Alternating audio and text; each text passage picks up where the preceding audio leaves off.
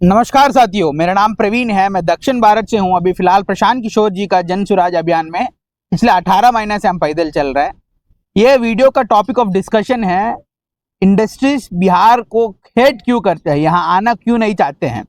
जैसे नीतीश बाबू है, ये देश का जो मुख्यमंत्री है, वो बताते हैं वो और बताते थे बिहार में बिहार एक लैंडलॉक स्टेट होने के कारण, बिहार में कोस्टल लाइन ना होने के कारण बिहार में इंडस्ट्री नहीं आना चाहते हैं।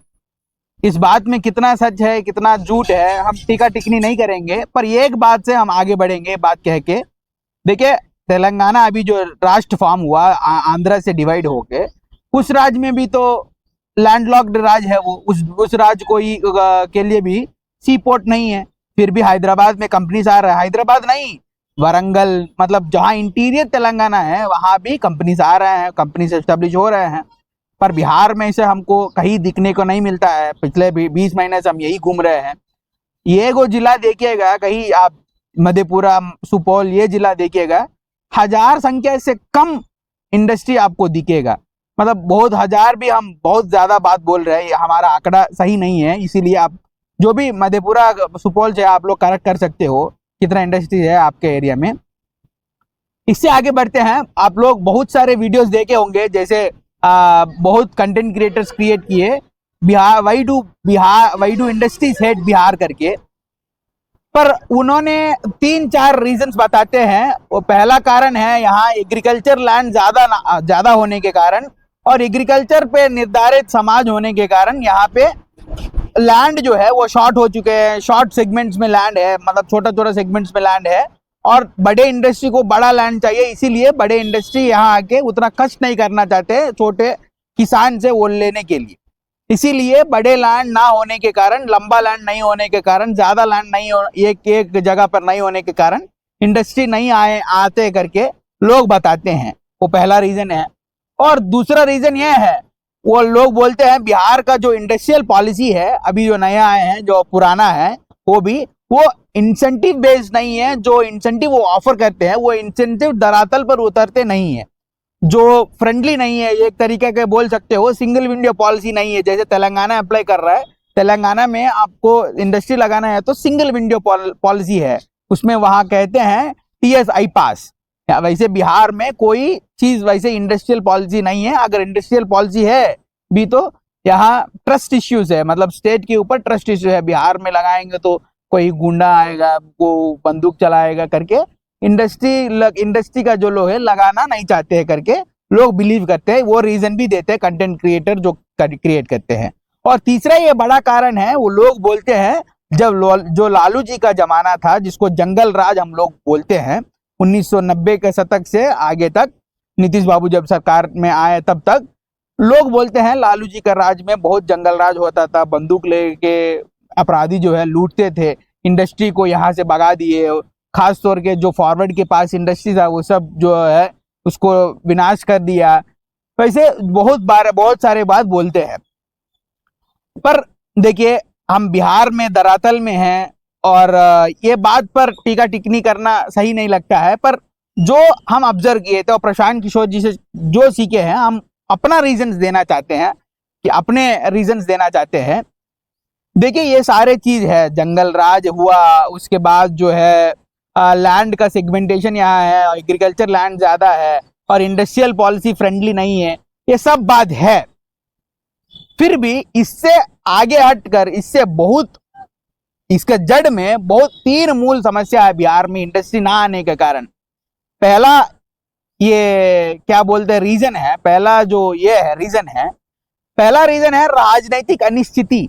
हम लोग अभी इस वीडियो बनाने के पहले ही मैं गूगल चेक कर रहा था, बिहार का चीफ मिनिस्टर का लिस्ट चेक कर रहा था।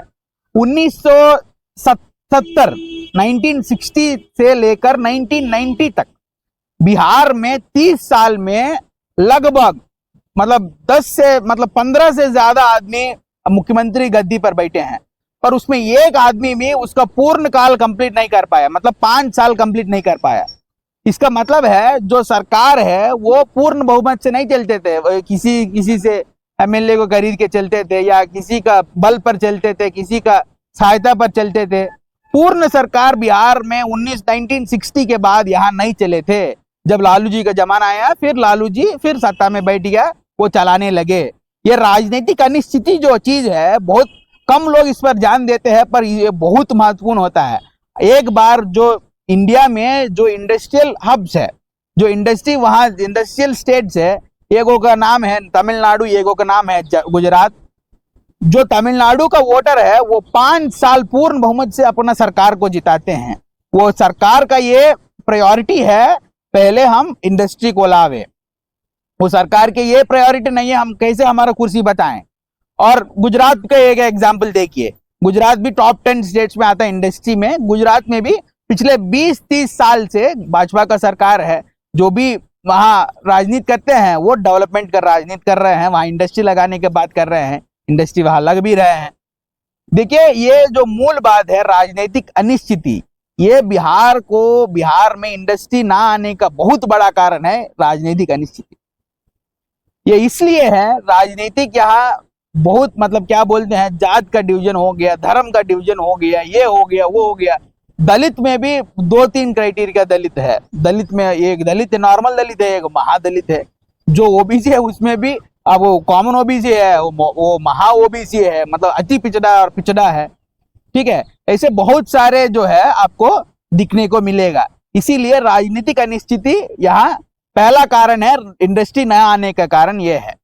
देखिए, राजनीतिक अनिश्चिति का यही कारण है, मतलब आपका सीएम जो ट्रस्टवर्दी नहीं है, आपको पॉलिसी बदलते जा रहा है, आपका सीएम ही बदलते जा रहा है 1 साल 2 साल में, कौन ट्रस्ट करेगा? अरे भाई, आपको जो इन्वेस्टमेंट लेके आना चाहते हैं इंडस्ट्री, वो क्यों लेके आएगा? कोई आदमी आपको ट्रस्ट करते तबे ना आपको पैसा लगाएंगे। यहाँ वैसे व्यवस्था थे नहीं उस समय। ये पहला कारण है, इसको लंबा नहीं खींचते हैं, आप समझ जाइए। राजनीतिक अनिश्चिति पहला कारण है। और दूसरा कारण है यहाँ पूंजी अवेलेबल ना होना। देखिए, प्रशांत किशोर जी बोलते हैं सीडी रेशियो के बारे में, क्रेडिट डिपॉजिट रेशियो के बारे में।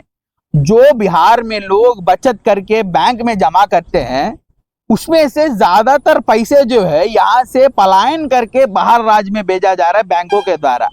बाहर राज्य में आपको लोन मिल रहा है वही बिहार के आदमी को।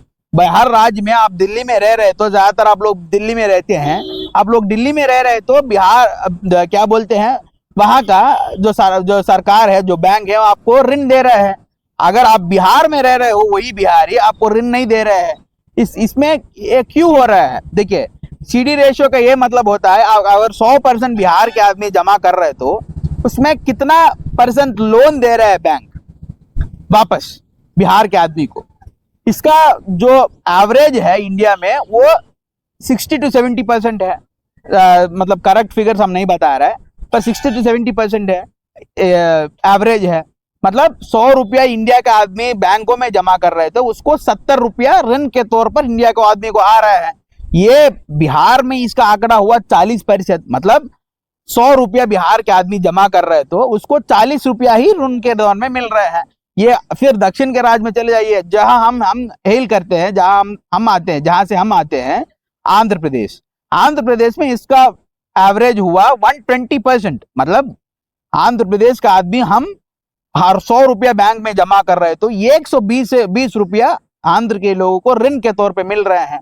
बिहार में उसका परसेंट हुआ 40%। देखिए, हम बड़ा इंडस्ट्री की बात नहीं कर रहे हैं, पर छोटा इंडस्ट्री जब आएंगे तभी जब प्रोसेसिंग यहाँ हो जाएगा, रॉ मटेरियल से प्रोसेसिंग गुड में बन जाएगा, फिर वो बड़ा इंडस्ट्री आएगा। ये प्रोसेसिंग एलिमेंट को बड़ा करके और मजबूत बनाने के और तरह तरीका का मटेरियल बना के बेचने के लिए।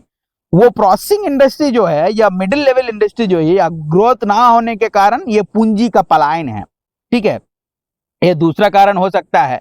और तीसरा ये कारण है लैंड रिकॉर्ड्स, या ये लैंड रिकॉर्ड जो बिहार में है, जिसको दाखिल खारिज बोलते हैं।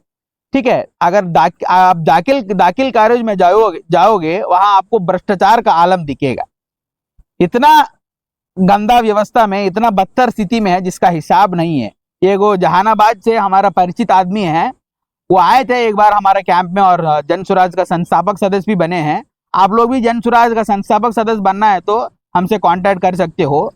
और बन सकते हो। संस्थापक सदस्य का ये मतलब हुआ, जो संस्थापक सदस्य बनेंगे जन स्वराज का, उसका एक से होगा, जब कैंडिडेट का सिलेक्शन होगा, जब चुनाव लड़ा जाएगा, उसका भी एक से होगा, और आप भी राजनीति में पार्टिसिपेट करने का ये आसान तरीका है।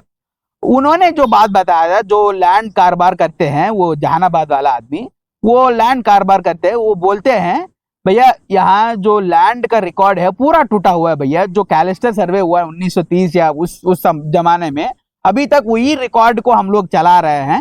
और कमिश्नर साहब के पास एक रिकॉर्ड रहते हैं, कमिश्नर के पास रखले रहते हैं, बाहर दिखा दे भी नहीं है। ठीक है, उसका मानना ये है, मतलब मेरे कहने का ये मतलब है, जो ट्रांसफर राइट्स होना चाहिए, म्यूटेशन होना चाहिए लैंड, वो नहीं हो रहा बिहार में।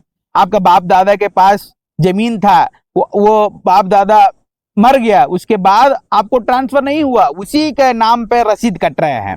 ये मूल में ये समस्या है।